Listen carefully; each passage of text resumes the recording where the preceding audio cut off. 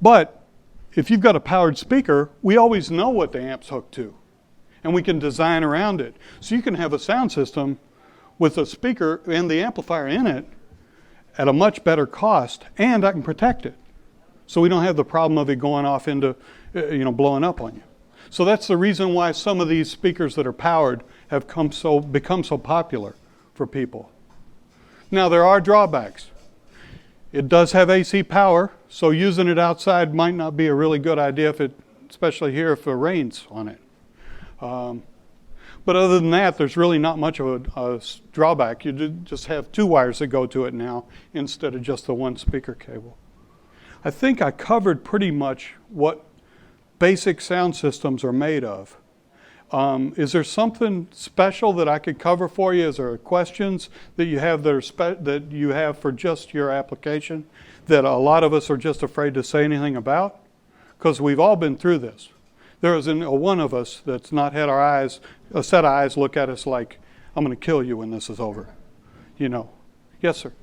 His question was, should he use a separate send for his subwoofer versus running one signal to both the subwoofer and the top cabinet like he does in home audio or that sort of thing.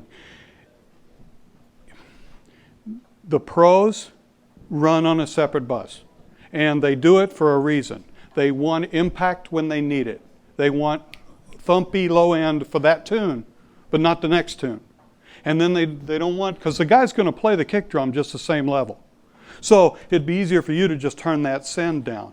And you still want the vocals to get out, but you don't want that thumping sound for that ballad song that they sing. So that's the reason why you'd use two separate sends. If you're lucky enough to have an extra send or an extra fader for your subwoofer, you're usually better off running it on a separate send. Usually.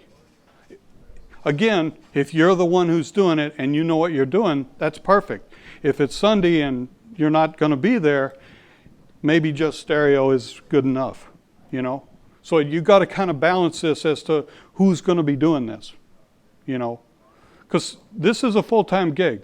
Once you take on mixing for the band, that will be your new gig. You can't walk away from this other than to check sound in the room. You can't think that, that'll be okay for a tune or two. And so the band's going to rely on you for that.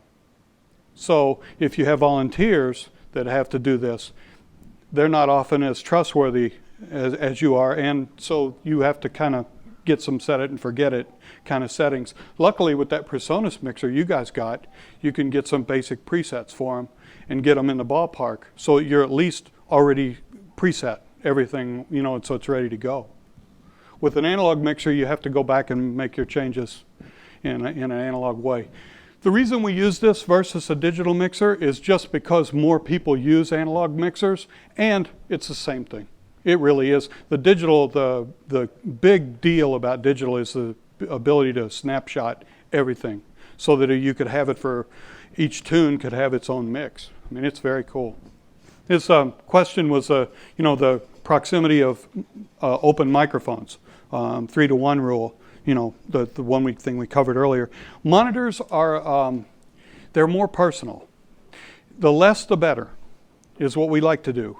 Anything you can do to make the stage quieter is better. So if you can talk a drummer into using headphones and his own little sub-mixer so that he's got some kind of a volume control, you already started to win the battle. Because if you can get the drummer to play quieter, you can get the rest of the band to play quieter. It never fails. That's one key thing. The less volume you have on stage, the better off you're going to be. So if you can get by with less monitors or more monitors turned down, just so everybody has their own sound. Again, as far away from rejecting the mic, so nothing from the side, more straight at me would be best.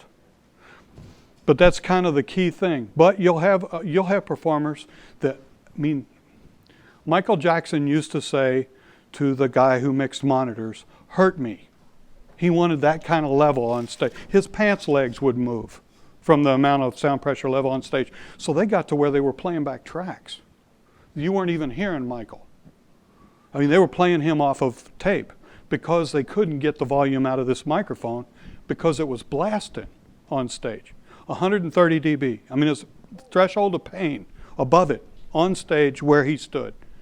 Pants legs moving. You know, I mean, we're talking loud.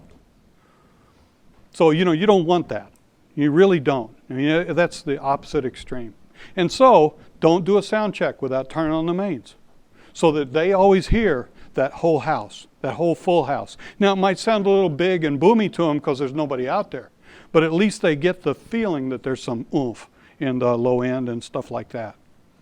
But take stuff out of, a lot of times when you hear people complaining about the monitors and not being able to hear, maybe there's too much stuff in the monitor. In other words, maybe just need snare for timing and their own vocal so that they're in tune.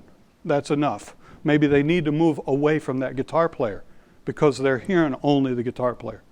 You know, that's the kind of stuff you can fix. But anyway, thanks for your time tonight. And we're going to hang around for a little while. If you got anything we want to talk about, you want to check out some of this gear, want to make a little noise, we can certainly do it. All right? Well, thanks for your time. Yes, sir. My pleasure.